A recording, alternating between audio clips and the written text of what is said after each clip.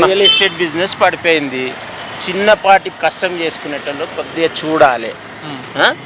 Construction ఎవడన్నా బతుకుదేరు చేసుకుందామంటే ఏదీ లేదు.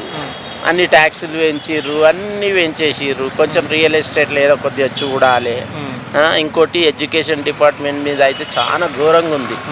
స్కాలర్షిప్లు లేవు, పిల్లలకు చదువుకునే హాస్టల్లో ఫుడ్ సరిగ్గా పెడతలేరు, ఫుడ్ పాయిజన్ అవుతుంది. ఫుడ్ పాయిజన్, ఫీజు రీయింబర్స్ లేదు, ప్రైవేట్ స్కూళ్ళలో ఫీజులు ఎక్కువ అయినాయి. ఇంకోటి మేము పనిచేస్తేనే కాంగ్రెస్ గవర్నమెంట్ అధికారంలోకి వచ్చిన తర్వాత ఇవన్నీ అంత ముందు కూడా ఉన్నాయి.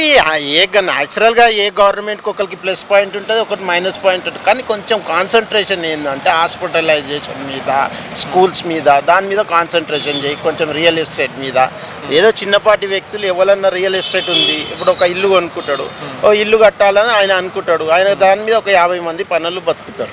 ఆ 50 ఫ్యామిలీలు బతుకుతాయి. ఇక్కడ పన్ను నడిస్తే 50 ఫ్యామిలీలు బతుకుతాయి. దాని గురించి కానీ రియల్ ఎస్టేట్ వడగొట్టి అన్నీ వడగొట్టి ఏదో మొన్న అదేదో పెట్టిరు చూడు, ఏది స్పోర్ట్స్ ఉప్పల్ స్టేడియంలో, దాన్ని అది అవసరం, మెర్సీ అవసరమా? అది క్యాష్ ఎంత వేస్ట్ అయిపోయింది.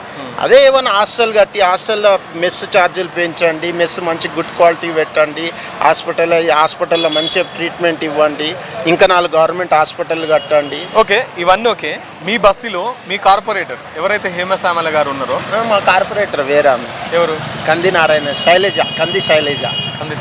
మీరు ఇక్కడ ఈ ఏరియా కదా? వారసుగూడ, వద్దనగర్ డీజిల్. ఓకే.